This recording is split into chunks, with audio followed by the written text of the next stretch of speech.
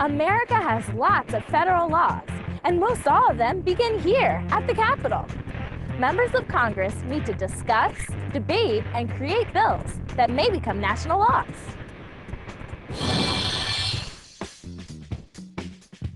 It's a big day for Alexis. Oh, thank you. She just turned 17. I'll be right back. But this birthday only means one thing to Alexis. She is old enough to drive. After Alexis passes her driver's test, New Jersey state law says she has the right to hit the road. But even though she's old enough to drive, there are still plenty of things she can't do. She's not old enough to buy alcoholic beverages, cigarettes, or firearms. Federal law has restrictions on these privileges. Alexis's birthday illustrates how a very complex system of state and federal laws affects our daily lives. In the United States, power is divided between the national or federal governments and the state governments.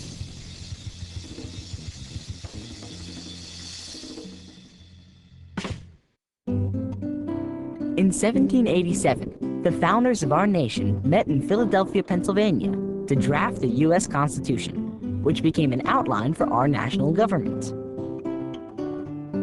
They faced a monumental task to create a strong national government that would not limit personal liberties or states' rights. They devised a system known as federalism, in which power is divided between national and state governments. The national government has powers that are specifically delegated to it by the Constitution. The national government implements many important domestic policies. Its actions affect the daily lives of all Americans. These domestic policies are created largely in response to the needs and concerns of the public.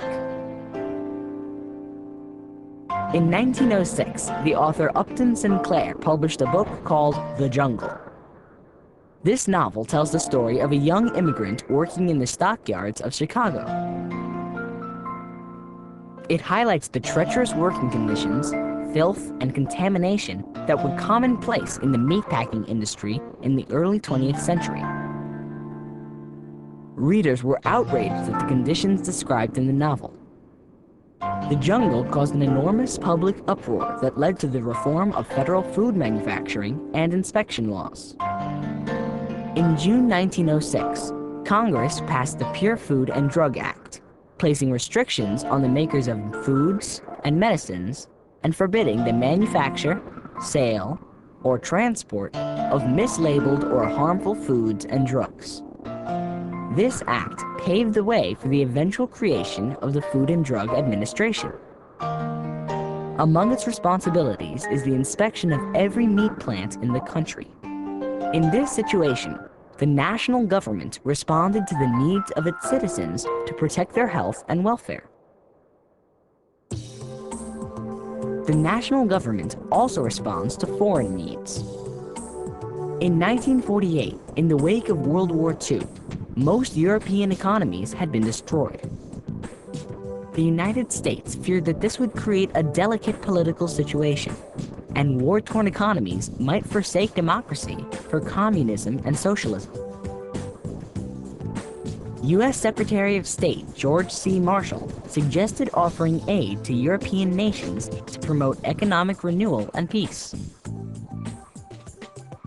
The Marshall Plan, as the program came to be called, effectively aided the development and eventual rebuilding of Europe in the years following World War II. All domestic and foreign policies of the U.S. national government are financed through taxation.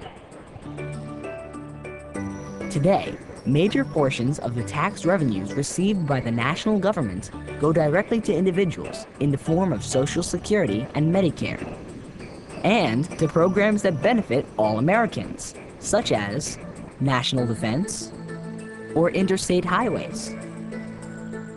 Taxation is necessary to pay for our government's domestic and foreign policies.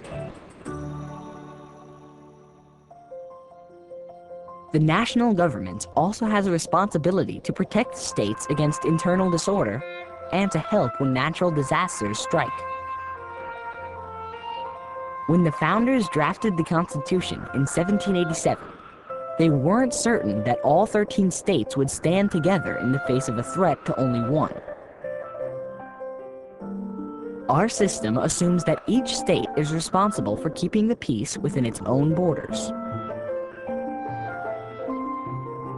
So, the primary responsibility for curbing rebellion, riot, or other internal disorder rests with each state. But when states cannot maintain order, the national government stands ready to help.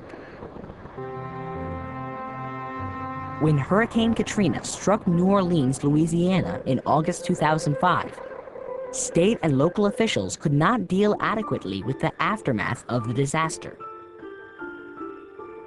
President George W. Bush asked Louisiana Governor Kathleen Blanco to place city police under the control of federal officials so the national government could coordinate the overall response to the disaster. Concerned with yielding state control to federal government, Governor Blanco refused the president's request. As a result, federal and state personnel responded to the hurricane's aftermath without a single command center, and chaos followed. Eventually, the federal government did step in and order was restored. But the effects of Katrina illustrate the delicate relationship between states' rights and intervention and power on the part of the national government. Federalism divides power between the national government and the states. In this way, our founders ensured that the country would have a national government strong enough to meet its needs, and also preserve individual liberty and states' rights.